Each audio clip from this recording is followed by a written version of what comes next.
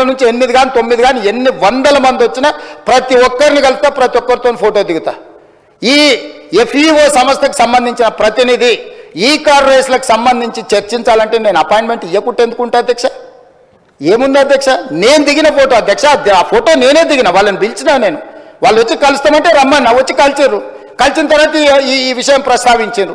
ఈ విషయం ప్రస్తావిస్తే నేను అడిగిన మాకేం సంబంధమయ్యా, మాకేం సంబంధం, దీంట్లో ప్రభుత్వం ఎందుకు డబ్బులు ఇస్తుందని. లేదు సార్ కేటీఆర్ మేము చీకట్లో మాట్లాడుకున్నాం, అదంతా సెట్ అయిపోయింది సార్, జర్ర మీరు అంటే ఇక వేసేసుకొని వెళ్ళిపోతాం సార్, ఒక 600 కోట్లు జర అని రా సార్ అని వచ్చారు. అనే ముందర ఫస్ట్ అయితే అధికారులను అడుగుదామని చెప్పి ఆయన చెప్పిన తర్వాతనే దీని వెనకాల ఉన్న వ్యవహారం ఏంది అనేది నేను అధికారులను పిలిచి అడిగిన అధ్యక్ష. ఆ ప్రతినిధి వచ్చి నన్ను కలిసి నువ్వు అని అడగకపోతే నా దృష్టికి ఇంత తొందరగా వస్తుండేనో రాకపోతుండో నాకు తెలియదు అధ్యక్ష.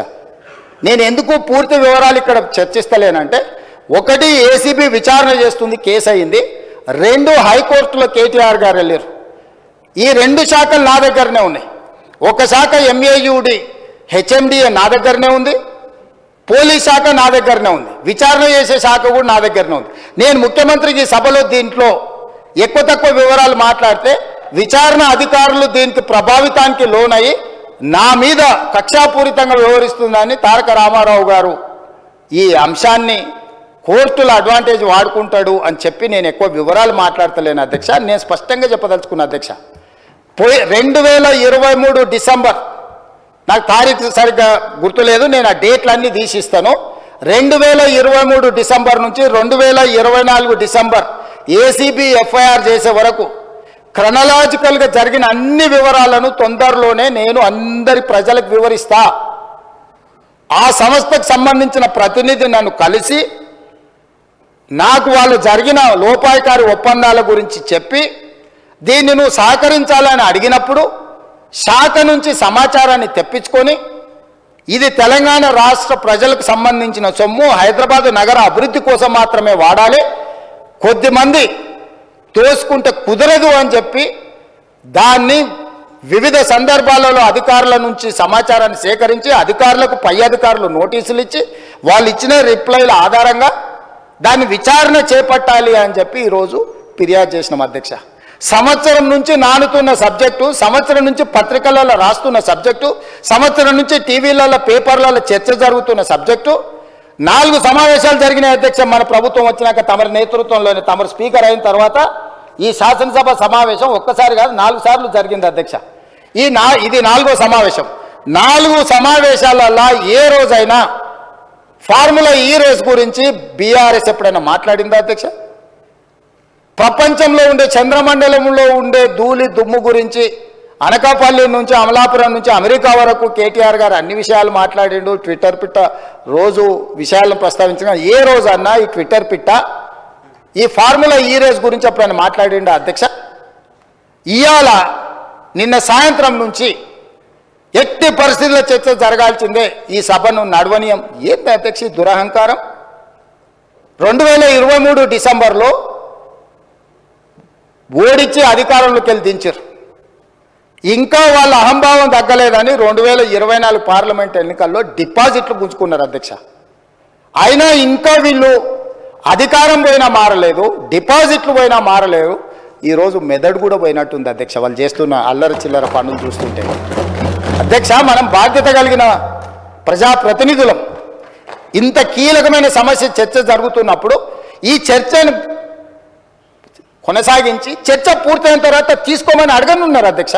తమరు అనుమతిస్తే ఏదైనా. ఇవాళ నేను ఎందుకు వివరాలు ఇక్కడ మొత్తం చెప్పలేకపోతున్నానంటే, ఒక పక్కన ACB విచారణ చేస్తుంది, రెండవ పక్కన కోర్టులో అతను వాదనలు వినిపిస్తున్నాడు. నేను ఏ సమాచారం అవసరానికి మించి వాస్తవాలను ఏది మాట్లాడినా ముఖ్యమంత్రిగా ఈ శాఖ 2 శాఖలు నా పరిధిలోనే ఉన్నాయి కాబట్టి నేను ఏదైనా ఆ శాఖల మీద ప్రభావితం, ఆ శాఖలను ఏదైనా ప్రభావితం చేస్తా అని చెప్పి ఏదైనా అనుకునే అవకాశం ఉంటుంది కాబట్టి నేను ఆ వివరాల జోలికి వెళ్తలేను. మీ ద్వారా ఇన్ని వివరాలు చెప్పిన నేను ఒకటే కోరుకుంటున్నా అధ్యక్ష, ఫార్ములా ఈ రేస్కు సంబంధించి వారు పట్టుబడుతున్నారు. ఒకసారి అధికారులతో ఒకసారి కోర్టులో పరిస్థితులను అంచనా వేసుకున్నాక మీరెప్పుడు పిలిస్తప్పుడు ఇక్కడైనా ఎక్కడైనా ఒకవేళ వాళ్ళకి శాసనసభలో చర్చించడానికి వాళ్ళకు ఒకవేళ ఏమైనా ఇబ్బందులు ఉంటే వాళ్ళ పార్టీ ఆఫీస్కి అయినా కూడా వస్తాం అధ్యక్ష, మాకేం అభ్యంతరం లేదు. 100 కోట్లు ప్రభుత్వం సొమ్ము కొల్లగొట్టి ఇతర దేశాలకు తరలించి మేము పట్టుకున్నాక ఇక్కడ నుంచి అక్కడికి పోయింది తెలిసిందే కదా అంటాడు అధ్యక్ష. మీ ఖాతాలో ఉన్న పైసలు సైబర్ క్రైమ్ వేరే ఖాతాలకు మార్చుకొని వాడు ఎన్నో కొండ మీద కూర్చొని ప్రసాద్ గారి ఖాతాలో ఉన్న సొమ్మంతా నా దగ్గరకు వచ్చింది నన్నేంది పట్టుకునేది అంటే మన అర్థం ఉందా అధ్యక్ష? హెచ్ఎండిఏ ఖాతాలో ఉండాల్సిన కోట్ల రూపాయలు లండన్లో ఏదో కంపెనీకి మార్చి ఆ లండన్ కంపెనీ వెనకాల నీకేం లాలుచుందో చెప్పకుండా ముందు ట్రైపార్టీ అగ్రిమెంట్ ఉన్నదాన్ని బైపార్టీ అగ్రిమెంట్ చేసి బైపార్టీ అగ్రిమెంట్ల ఎన్నికల నిబంధనలను ఉల్లంఘించి రాష్ట్ర ప్రభుత్వ విధి విధానాలను ఉల్లంఘించి అన్ని రకాలుగా కోట్ల రూపాయలు అధ్యక్ష 55 కోట్లు అంటుండు అధ్యక్ష. వీళ్ళు చేసుకున్నది 600 కోట్లు ఇవ్వనికే 55 కోట్లు ఇవ్వగానే నేను పట్టుకున్నా అధ్యక్ష. 55 కోట్లు ఇవ్వగానే నేను పట్టుకున్నా కాబట్టి 500 కోట్లు మిగిలిపోయినాయి అధ్యక్ష. లేకపోతే నేను ఆయన వచ్చింది కదా చెప్పిన కదా అధ్యక్ష అని అయిపోతుందని. నేను అంటే 600 పోతుండే అధ్యక్ష. 55 కోట్లు చిన్న అమౌంట్ అధ్యక్ష ప్రజలది. ఇవాళ హాస్పిటల్లో 50,000 లక్ష రూపాయలు హాస్పిటల్ ఖర్చులకు లేకుండా ప్రాణాలు పోతున్నాయి అధ్యక్ష. ప్రభుత్వ సొమ్ముకు జవాబుదారీతనంగా ఉండాల్సిన ప్రజాప్రతినిధులు 55 కోట్లు పోతే ఏమైంది?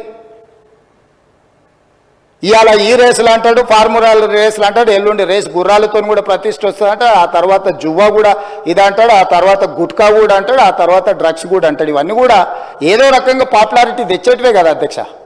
ఫామ్ హౌస్లో డ్రగ్స్ దొరుకుతాయా, మేము పడకపోతే దావత్ చేసుకోవద్దా అంటాడు. ఏంది అధ్యక్ష ఈ దబాయింపు? ఏంది పండుగ పూట దీపావళి పండుగ పూట మనం చేసుకుంటే చిచ్చుబుట్లు కాల్చుకుంటాం అధ్యక్ష, సారాబుట్లు పెట్టుకుంటాం అధ్యక్ష. డైరెక్ట్ డ్రగ్స్ కొకేన్ కన్జ్యూమ్ చేసిన వ్యక్తి ఆ ఇంట్లో పట్టుబడితే బయటకు వచ్చి దబాయిస్తాడు. అవును మా బామార్ది గృహప్రవేశం చేసుకుంటే కనీసం కొకేన్ అన్న తీసుకోమా మేము? ఏ సంస్కృతిలో ఏ సాంప్రదాయంలో ఉందో అధ్యక్ష? మీరు చూడండి వారు ఏం మాట్లాడుతున్నారో. సరే వీళ్ళు ఇట్లా మాట్లాడి ఇప్పుడు నేను కింద మీరే చూసారు కదా అధ్యక్ష, పెద్దల శ్రీనివాసరెడ్డి గారు కూడా చెప్పారు ఔటర్ రింగ్ రోడ్ విషయంలో నువ్వు క్యాన్సిల్ చేసేయి. ఈయననే కాదు వెనకాల నుంచి మైక్లో లేడు ఆయన కూడా అన్నాడు క్యాన్సిల్ చేయాలంటే ఎట్లా చేయాలి అధ్యక్ష? విచారణ చేయకుంటే unilateral cancellation, one side cancellation జరుగుద్దా అధ్యక్ష? ఏదైనా ఒక ఒప్పందము నగదు బదిలీ అయిన తర్వాత ఆ నగదు బదిలీ చేసి ప్రభుత్వం చేసుకున్న ఒప్పందము ఏదైనా రద్దు చేయాలంటే విచారణ జరగాలి, విచారణలో తప్పు జరిగిందని నిరూపించాలి. తప్పు జరిగిందని నిరూపించిన తర్వాతనే చట్ట ప్రకారము రద్దు చేయడానికి అవకాశం ఉంటుంది. అడిగింది వాళ్ళే, డిమాండ్ చేసింది వాళ్ళే. నేను లేచి నించొని ప్రకటించిన తర్వాత మళ్ళీ హరీష్ రావు గారు అభినందించండు, మేము స్వాగతిస్తున్నాం మీ విచారణని. ఇవ్వాలంటే నా మీద కక్షతోని విచారణకు ఆదేశించిండని. అంటే ఔటర్ రింగ్ రోడ్ అమ్ముకున్నా ఏమనొద్దు. హెచ్ఎండిఏలో 100 కోట్లు విదేశాలకు తరలించి ఆ విదేశాలలో మీరు ఎట్టెట్లా వంచుకుంటున్నారో ఎవరెవరు ఈ నుంచి నువ్వు ఎఫ్ఈఓ ఖాతాలకు పోయిందే చూపిస్తున్నావు. ఎఫ్ఈఓ ఖాతాల నుంచి లండన్లో ఎవరి ఖాతాలకు పోయినావు మళ్ళీ అవతల ఎవరు తేల్చాలి అధ్యక్ష? విచారణ చేయకుండా తేలుతుందా అధ్యక్ష? ప్లస్ నోట్లు పంపలే అధ్యక్ష, పౌండ్స్ కొనాలి ప్రభుత్వం అంటే ఆర్బీఐ అనుమతి తీసుకోవాలి అధ్యక్ష. ఫారిన్ కరెన్సీ పర్చేజ్ చేయాలంటే ఏ ట్రాన్సాక్షన్ చేయాలన్నా రిజర్వ్ బ్యాంక్ గైడ్ లైన్స్ ఉన్నాయి అధ్యక్ష. ఎట్లా పడితే అట్లా నా దగ్గర నోట్లు ఉన్నాయి, నోట్లు ఇచ్చి డాలర్లు కొంటా, డాలర్లు ఇచ్చి పౌండ్స్ కొంటా, లేకపోతే రూపీలు కొంటా అని లేదు అధ్యక్ష. భారతదేశము రాజ్యాంగం పరిధిలో రిజర్వ్ బ్యాంకు కొన్ని నిబంధనలు అధ్యక్ష. పౌండ్స్ కొనాలంటే రిజర్వ్ బ్యాంక్ అనుమతి ఇవ్వాలి అధ్యక్ష. హెచ్ఎండిఏ ఖాతాలో ఉండాల్సిన పైసల్ని సీదా బ్యాంకుకు పోయి పౌండ్స్ కింద మార్చి పక్క దేశాలకు పంపించినందుకు ఇన్కమ్ ట్యాక్స్ నీ మీద ఫైన్ వేస్తే దానికి ఒక 8.5 కోట్లు కట్టి ఇవాళ మొత్తము 600 కోట్లకు మీరు లూటీ చేయాలని పథకం వేసుకొని 55 కోట్లు కొట్టేసినాక పట్టుబడి దాని మీద ఈరోజు విచారణకు సంవత్సరం నుంచి చర్చ జరుగుతుంటే దాని మీద విచారణ ఈరోజు ఏదో కొత్తగా వచ్చినట్టు ధరణి మీద చర్చ వద్దు, దాని మీద చర్చ చేయండి అంటున్నారు అధ్యక్ష. ఏం అధ్యక్ష? రేపు ఎల్లుండి అవతలెల్లుండి ఎట్లా కోర్టులో విచారణ జరుగుతుంది, ఏసీబీలో విచారణ జరుగుతుంది, మళ్ళీ హౌస్ వస్తూనే ఉంది. 4 సమావేశాలు వాళ్ళు అడగలేదు. ఇవాళ ధరణి వచ్చినప్పుడే ఈ ధరణికి సంబంధించిన లోపాలను, ఘోరాలను, నేరాలను ఈరోజు ఈ ప్రభుత్వం బయట పెడుతుందని భూభారతి చట్టం ఎట్టి పరిస్థితులు ఆమోదింపజేయనీయకూడదు.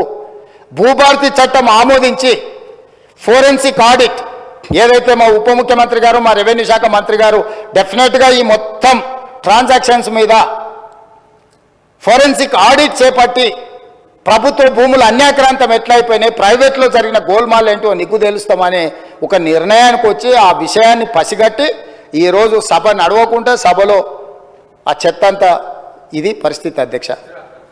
అధ్యక్ష నేను ఎప్పుడైనా చర్చలకు వెనుకకు పోతాను అధ్యక్ష. మీకు నేను చాలా సంవత్సరాల నుంచి తమరు నన్ను చూస్తూనే ఉన్నారు కదా, రాజకీయాలకు లేనప్పటి నుంచి కూడా చర్చలు ఏమైనా వెనుకకు పోయేటోనా అధ్యక్ష? మీకు తెలియదా? ఏదైనా విషయంలో వెనుకాడికి చేసేది ఎప్పుడైనా జరిగిందా అధ్యక్ష?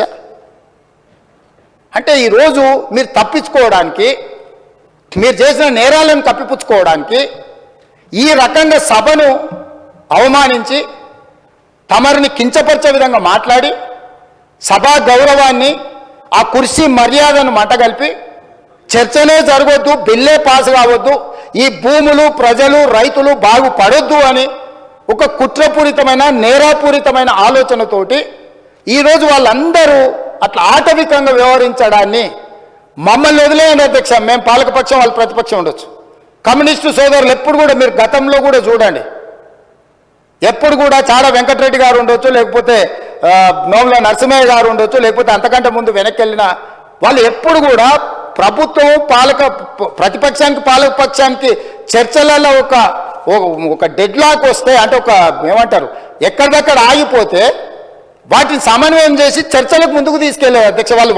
వాళ్ళు ఎప్పుడు కూడా ఈ సభ చర్చలు జరుగుతాయనే, ప్రజల సమస్యల మీద చర్చ జరుగుతాయనే పరిష్కారం చూపిస్తారని నమ్మే కమ్యూనిస్టులు దాదాపుగా ఉమ్మడి రాష్ట్రంలో అటు తెలుగుదేశం ఉన్నా, ఇటు కాంగ్రెస్ ఉన్నా, లేకపోతే కాంగ్రెస్ అధికారం నుండి తెలుగుదేశం ప్రతిపక్షంలో ఉన్న ప్రతిస్తంభన వచ్చినప్పుడు కమ్యూనిస్టులు కీలకమైన బాధ్యత తీసుకొని, ఎంఐఎం కీలకమైన బాధ్యత తీసుకొని సభను నడిపించడానికి, సాంప్రదాయాలను కొనసాగించడానికి ఒక సమన్వయం చేసేది అధ్యక్ష.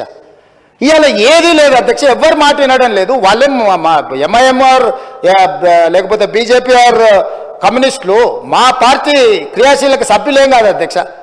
వాళ్ళందరూ చర్చ జరగని చర్చ ఇది అత్యంత కీలకమైంది. మేము కొన్ని అంశాలు ప్రభుత్వం దృష్టికి తీసుకురాల్చుకున్నాం. తెచ్చుతున్న చట్టంలో కూడా ఏదైనా లోపాలు లేకపోతే వాటిలో ఏమైనా సూచనలు చేయాలని వాళ్ళు అడుగుతుంటే మేము ఎవరిని మాట్లాడనీయము, మా ఇష్ట రాజ్యాంగం మేము వ్యవహరిస్తాము. ఇది తెలంగాణకు గౌరవము తెచ్చిపెట్టదు అధ్యక్ష.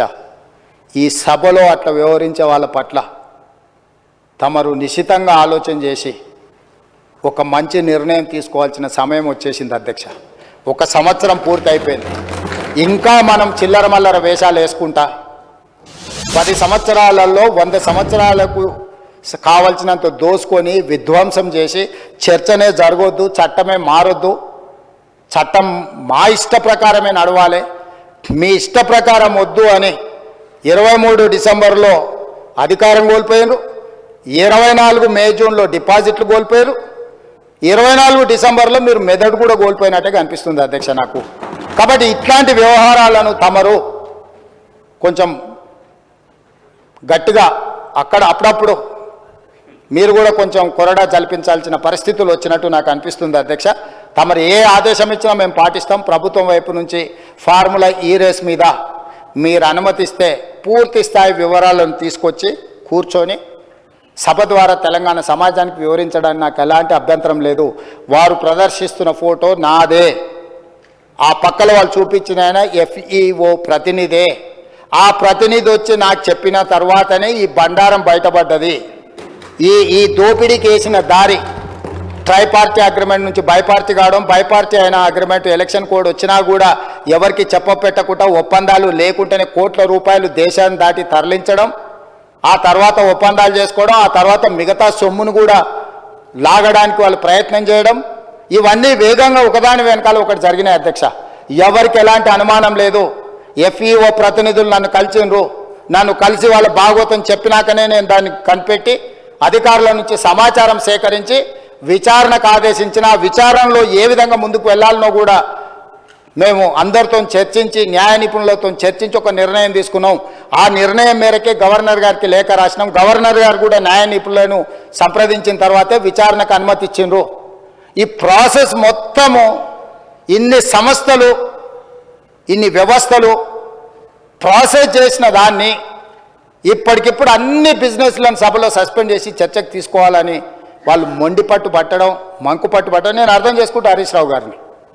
ఎందుకంటే హరీష్ రావు గారు ఇక్కడ అల్లరి చేసి చొక్కాలు తెచ్చుకోకపోతే ఇంటికి పోతే కొరడా దెబ్బలు ఉంటాయి అధ్యక్ష, కోదండ ఉంటుంది అధ్యక్ష. నాకు తెలుసు ఏం చేస్తున్నావు నువ్వు అని ఆయన అడుగుతాడు. ఆయన ఇట్లాంటివి జరిగినప్పుడు కొడుకు విషయంలో ఏది చేసినా కూడా కాపాడాలన్న ఆలోచనతో హరీష్ రావు గారిని కొరడాతో కొడతాడు అధ్యక్ష. కొన్నిసార్లు ప్రజల కోసం కొన్ని కొరడా దెబ్బలు తినాల్సి వస్తుంది. నువ్వు మరీ శీలాన్ని నిరూపించుకోవడానికి, లేకపోతే నేను బాగా వీరోచితంగా కొట్లాడినని, లేకపోతే నిన్న నువ్వు అడిగితేనే ఔటర్ రింగ్ రోడ్లో మేము వేసిన విచారణకు కావాలని నువ్వు తారక రామారావు గారిని ఇరికించినావు అని మీ కుటుంబంలో పంచాయతీ ఉండొచ్చు అధ్యక్ష. సహజంగా కుటుంబం అన్న తర్వాత చిన్న చిన్న సమస్యలు ఉంటాయి అధ్యక్ష, మీకు తెలియదా? ఇప్పుడు నువ్వు ఉద్దేశం ఏముందో నాకు తెలియదు. డిమాండ్ చేసింది హరీష్ రావు గారే, వారు డిమాండ్ చేసిండు కాబట్టి అనుమతి ఇచ్చారు. ఈరోజు మహేశ్వర్ రెడ్డి గారు డిమాండ్ చేసిండ్రు, శ్రీనివాసరెడ్డి గారు దాన్ని అనుమతి ఇచ్చిండు. సీనియర్ సభ్యులు అడిగినప్పుడు వాళ్ళు అడిగిన దాంట్లో సహేతుకత ఉండి కొంత బలం ఉంటే వాళ్ళ వాదనలో కానీ విషయంలో కానీ ప్రభుత్వానికి ఏముంది అధ్యక్ష? నిన్న హరీష్ రావు గారు అడిగిన ఔటర్ రింగ్ రోడ్డు విచారణ అయినా, నేడు బీజేపీ పక్ష నాయకుడు ఏలేటి మహేశ్వర్ రెడ్డి గారు చేసిన డిమాండ్ అయినా సహేతుకమైందని ప్రభుత్వం భావించింది కాబట్టి విచారణలకు ఆదేశించింది. కాబట్టి దయచేసి సభ, నాకు రాష్ట్రపతి గారి కార్యక్రమం ఉన్నది, అక్కడ రాష్ట్రపతి గారి ప్రోగ్రాంకి వెళ్ళేది ఉన్నది అధ్యక్ష. ఈ సభను, ఈ బిల్లు ఒక అద్భుతం. ఇందులో ఏమైనా చిన్న చిన్న సూచనలున్నా, ఎగ్జిక్యూటివ్ ఆర్డర్స్లో ఏమైనా కావాలంటే కూడా మనం కరెక్షన్ చేసుకుందాం. ప్రభుత్వం ఓపెన్ మైండ్తో ఉన్న, ప్రభుత్వానికి ఎలాంటి హిడెన్ ఎజెండా లేదు. ఒక మంచి చట్టం తెస్తే మాకే పేరు వస్తుంది. ఎందుకంటే ఈ భూమితో ముడిపడి ఉన్న ప్రాంతం తెలంగాణ. ఈ భూమే సర్వం, ఈ భూమే తెలంగాణ సార్వభౌమాధికారాన్ని తెచ్చిపెట్టింది. ఈ భూమి కోసం అసూలు బాసిన వాళ్ళు ఉన్నారు, వాళ్ళందరూ కూడా న్యాయం చేయాలనే సాదా బైనామాలు కావచ్చు, రెవెన్యూ రికార్డు కావచ్చు, లేకపోతే పోడు భూముల పట్టాలు కావచ్చు, లేకపోతే అసైన్మెంట్ పట్టాలు కావచ్చు, ఏదైనా భూమి రిలేటెడ్ ఇష్యూ. భూమి అంటే భూభారతి అని అంటే అది ఇందిరమ్మ కాంగ్రెస్ పార్టీ. ఎందుకంటే అసైన్మెంట్ భూములు ఇచ్చింది కానీ, పోడు భూముల పట్టాలు ఇచ్చింది కానీ, పేదలకు ఇండ్ల పట్టాలు ఇచ్చింది కానీ, ప్రతి వాడికి భూ పంపకాలు చేయడం ద్వారానే కాంగ్రెస్ పార్టీ ప్రజలలో ఈ రోజుకు 140 సంవత్సరాల నుంచి ఉన్న పార్టీ. ఇంకా ప్రజలల్లో ప్రేమ అభిమానం ఉంది, ఇందిరమ్మ పేరు తలుచుకుంటున్నారు అని అంటే ఈ భూమి యొక్క హక్కులను పేదవాళ్ళ కోసం కాపాడడం వల్లనే. అట్లాంటి హక్కులను కాపాడడానికి భూభారతి 2024 చట్టాన్ని మా రెవెన్యూ శాఖ మంత్రి పొంగులేటి శ్రీనివాసరెడ్డి గారు ఏదైతే సభలో ప్రవేశపెట్టారో సభ్యులందరూ వీలైనంత మేరకు చర్చించారు. కొన్ని రిటర్న్లు కూడా ఎవరికన్నా ఇచ్చినా కూడా వాటిని కూడా మనం పరిగణలోకి తీసుకుందాం. అన్ని రకాలుగా ఒక మంచి చట్టం చేసుకుందాము. ఈ మంచి చట్టంలో అందరినీ ఇప్పటి కూడా నేను విజ్ఞప్తి చేస్తున్నా, ఇవాళ సాయంత్రం వరకు బీఆర్ఎస్ఓ లేదన్నా రిటర్న్ డాక్యుమెంట్ సబ్మిట్ చేసినా కూడా తమరు అనుమతి ఇవ్వండి. ఒకవేళ అసెంబ్లీ సెక్రటరీ గారికి వాళ్ళు ఏదైనా పంపించిన అందులో ఏదైనా విలువైన సూచన ఉంటే అధికారులకు కానీ నేను మంత్రి గారికి కానీ అడుగుతున్నా. ఈ ఒకవేళ ఏదైనా ఉన్నా కూడా ఎగ్జిక్యూటివ్ ఆర్డర్లో ఒకవేళ చట్టంలో మనం అమెండ్మెంట్ చేసుకోవడానికి ప్రొవిజన్ లేకపోయి ఉండొచ్చు, ఏదైనా ఉంటే అంటే వాళ్ళు ఇంత అల్లరి చేసినా ఏది చేసినా వాళ్ళు ఏదైనా విలువైన సూచన చేస్తా అంటే మాత్రం మాకు ఎలాంటి అభ్యంతరం లేదు అధ్యక్ష. ఈ చట్టాన్ని మీ అందరూ పెద్ద ఎత్తున మద్దతు పలికి ఆమోదించారు.